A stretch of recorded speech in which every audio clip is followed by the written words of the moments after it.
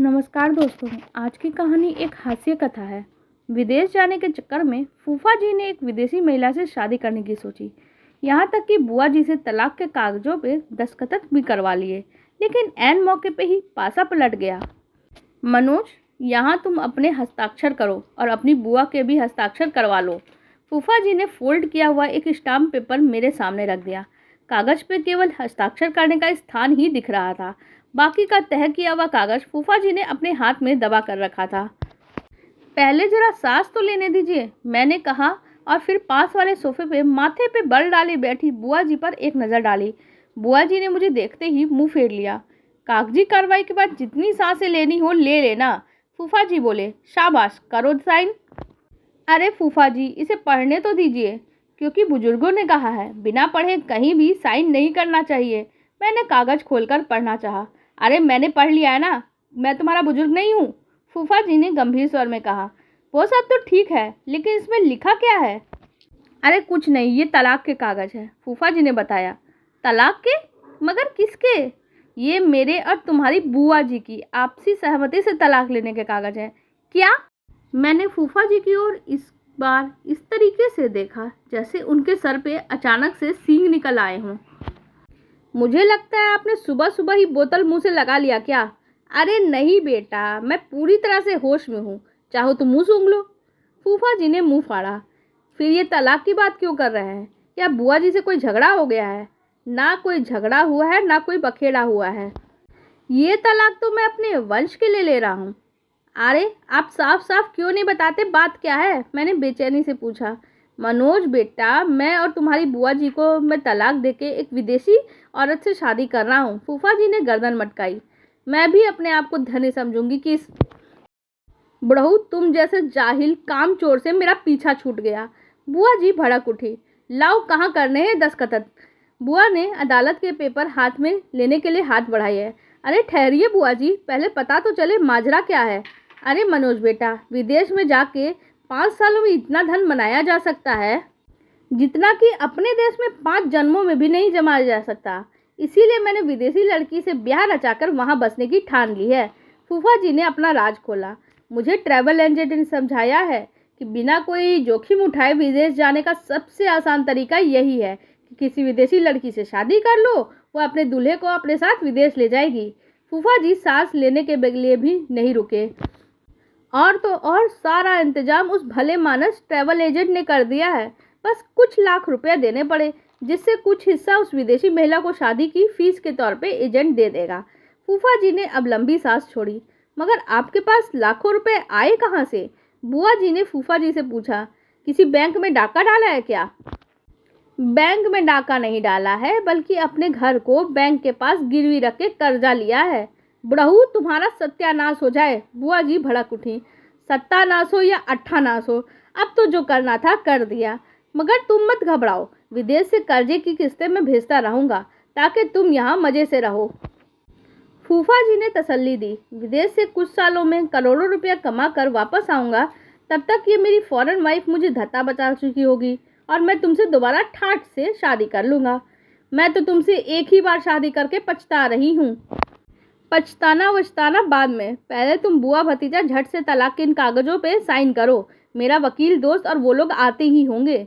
फूफा जी ने मेज पे रखे कागजों पे पेन बजाया। बुआ जी का चेहरा गुस्से से तमतमा उठा। उसने साइन करके कागज और कलम मेरी तरफ बढ़ा दिए।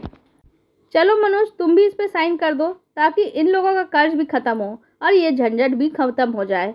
बुआ जी ने मुझसे कहा। आप ये क्या कह रही हैं बुआ?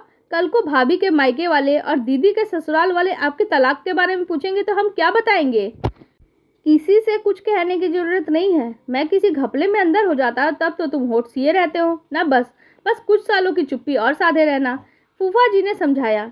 मैं वहाँ से आया और सारा मामला सुलझाया। मनोज बेटा, साइन करो, अब हम यहाँ से चलते हैं। बुआ जी सोफे से उठकर खड़ी हो गई। अरे भाई बैठो बैठो, उन लोगों में से कोई मेरी ओर से भी तो होना चाहिए, फूफा जी ने बुआ जी से आग्रह किया। फिर इस बेचारे ने मेरी तुम्हारी शादी तो नहीं देखी, लेकिन अब इसे मेरी शादी तो देख लेने दो। फूफा जी के चेहरे पे खुशी और शर्म के मिले जुले भाव झलक उठे। बाहर किसी गाड़ी की रुकने की घरघराहट की आवाज़ आई। लो, वो लोग पहुंच भी गए, ये कहते हुए फूफा जी दरवाजे की ओर लपके। अब बाहर जाने का रास्ता तो था नहीं, सो बुआ जी फिर से सोफे पर बैठ गई। फूफा जी के साथ 3 स्थानीय लोग, एक 65 साल का विदेशी पुरुष और उसके पीछे 35 साल की एक विदेशी महिला थी जिसने बहुत सारा मेकअप थोप रखा था, बड़े बड़े फूलों वाली फ्रॉक पहनी थी और एक स्कर्ट पहनी हुई थी।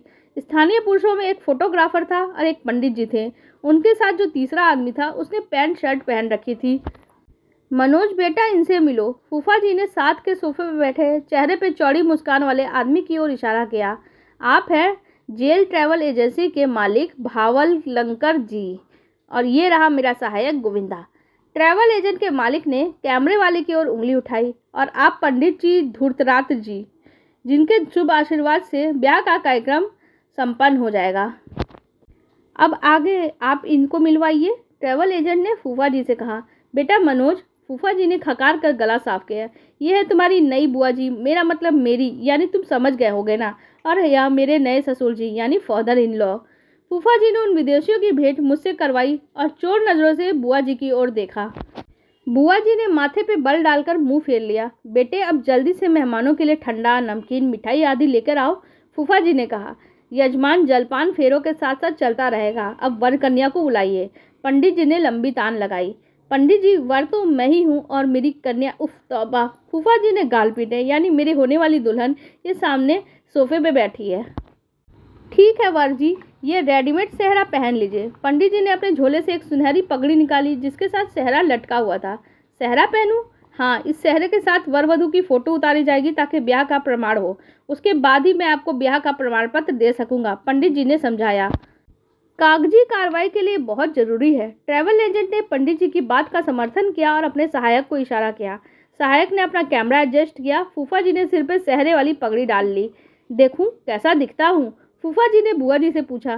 सच बताना, ऐसा रूप तो तुम्हारे साथ शादी के मौके पे मुझ पर ना चढ़ा होगा। ठीक कहा, उस दिन से 100 गुना बुरे आज दिख रहे हो, आज तुम्हारे चेहरे पे दिखाई दे रही है, बुआ जी बड़बड़ाई। छाती पे सांप लौट रहे होंगे, तभी तो ऐसा जहर उगल रही हो, फूफा जी ने जहर का घूंट पीते हुए कहा। दूल्हा दुल्हन इधर आकर बैठे, पंडित जी ने लंबी तान लगाई। पंडित जी ने फूफा जी और उस विदेशी महिला को साथ साथ सोफे पे बैठाया और झोले से फूल पत्तियां निकालकर फूफा जी और उस विदेशी महिला पर मंत्रोच्चारण करते हुए बरसाई। ट्रैवल एजेंट के सहायक ने कैमरे से 3-4 फोटो क्लिक कर लिए। अब फेरों का कार्यक्रम समाप्त हुआ।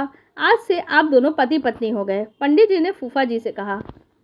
यजमान, आप सेहरे का किराया, मेरी दान दक्षिणा और विवाह के प्रमाण पत्र के 1500 रुपये कुल दे दीजिए। पंडित जी ने अपने झोले से छपा हुआ एक फॉर्म निकाला। और आप 1500 के बजाय 2000 ले लीजिए पंडित जी। फूफा जी ने ब्रीफ केस से नए नए नोट निकाले और पंडित जी की ओर बढ़ा दिए। पंडित जी ने तो पहले नोट कमीज के अंदर बनी हुई जेबों में डाले, फिर फॉर्म भर के अपने हस्ताक्षर किए और फूफा जी को शादी का प्रमाण पत्र थमा दिया। पंडित जी, ये पगड़ी सेहरा दूल्हे के सिर पे ही लगा रहने दें, क्योंकि हमें इस नए जोड़े के साथ साथ ऐसे ही कोर्ट में जाना है, ट्रैवल एजेंट ने कहा। ठीक है, मैं आपके दफ्तर से सेहरा ले लूँगा और आप अपने सहायक के हाथ से भिजवा दीजिएगा, पंडित जी गुनगुनाते हुए चले। वो आपका वकील दोस्त अभी तक नहीं पहुंचा, एजेंट ने फूफा जी से कहा। मेरा दूसरा सहायक उनको लाने के लिए काफ़ी देर से टैक्सी पे गया है। तभी बाहर किसी की गाड़ी रुकने की आवाज़ आई। लो, वो लोग भी आ पहुंचे। ट्रैवल एजेंट ने गर्दन घुमा कर देखा। दरवाजे में से फूफा जी के वकील दोस्त और ट्रैवल एजेंट के सहायक अंदर आ गए, लेकिन उनके पीछे पीछे एक पुलिस इंस्पेक्टर, 2 लेडी कांस्टेबल, 2 पुरुष कांस्टेबल और एक सहायक इंस्पेक्टर ड्राइंग रूम में आ गए। इंस्पेक्टर ने विदेशी आदमी और ट्रैवल एजेंट की ओर उंगली घुमाई। महिला पुलिसकर्मियों ने उस विदेशी महिला के हाथ थाम लिया और सहायक इंस्पेक्टर के साथ दोनों पुलिस वाले उस अधेड़ विदेशी पुरुष और ट्रैवल एजेंट के पास खड़े हो गए। तुम सबको गिरफ्तार किया जाता है। मगर क्यों? देखिए इंस्पेक्टर, आप मेरे मेहमानों से नहीं बल्कि सगे संबंधियों से ऐसा बर्ताव नहीं कर सकते, फूफा जी ने सेहरा संभालते हुए इंस्पेक्टर से कहा। आप नहीं जानते मेरी कहाँ कहाँ तक पहुँच है। शायद आप इनके नए शिकार हैं। इंस्पेक्टर ने फूफा जी की ओर देखा। शिकार? कैसा शिकार? मैंने पूछा। ये लोग भोले भाले लोगों को विदेश ले जाने का झांसा देते हैं। यह मैडम उन लोगों से लाखों रुपया बटोर कर शादी रचाने का ढोंग करती है और फिर फुर हो जाते हैं। यह ऐसे ट्रैवल एजेंटों की मिलीभगत से होता है। इंस्पेक्टर बोलता गया। अब तक इन लोगों के खिलाफ कई शिकायतें दर्ज हो चुकी हैं, मगर ये लोग पकड़ में नहीं आते, लेकिन आज शिकंजे में आ ही गए। इंस्पेक्टर ने अपने सहायक की ओर देखा। ले चलो इनको। इंस्पेक्टर ने होल्स्टर से रिवॉल्वर निकाल लिया। पुलिस के घेरे में विदेशी पुरुष और महिला और ट्रैवल एजेंट मरी मरी सी चाल से दरवाजे की ओर बढ़े। पंडित जी आप भी चलिए, आप भी इन फ्रॉड के भागीदार हैं। सब इंस्पेक्टर ने पंडित जी को टोक दिया। मगर इंस्पेक्टर, मेरे विदेश जाने के सपने का क्या होगा? फूफा जी ने बुझे स्वर में इंस्पेक्टर से पूछा। आप पुलिस स्टेशन चल के इनके खिलाफ रिपोर्ट लिखवाइए, कहते हुए पुलिस इंस्पेक्टर दरवाजे की ओर मुड़ा। मनोज बेटे, अब तुम इस तलाक के कागज को मेरी ओर से कोर्ट में दाखिल कर दो। अब मैं इनसे तलाक लेना चाहती हूँ। बुआ जी ने कोर्ट के कागज संभालते हुए कहा। अरे नहीं नहीं, ऐसा गजब मत करना, फूफा जी ने घबरा कर कहा। हाँ, अब तो ये गजब होगा ही, बुआ जी ने कठोर स्वर में कहा। अब मेरा फैसला अटल है। मनोज बेटा, तुम ही इनको समझाओ। मैं तो पूरी तरह से लुट गया, बर्बाद हो गया, मेरे लाखों रुपए डूब गए और मेरी नई नवेली दुल्हन, विदेशी दुल्हन, वो भी चली गई। अब तुम्हारी बुआ जी भी नाता तोड़ रही है, फूफा जी ने कहा। पर सबको समझ में आ गया, फूफा जी तो ठगे जा चुके थे और बुआ जी भी नाराज थी। देखते हैं फूफा जी नाराज बुआ को मना पाते हैं या नहीं। आपको हमारी ये कहानी कैसी लगी कमेंट सेक्शन में ज़रूर बताइएगा। साथ ही वीडियो को लाइक कर दीजिएगा और हमारे चैनल को भी सब्सक्राइब कर लीजिएगा। धन्यवाद।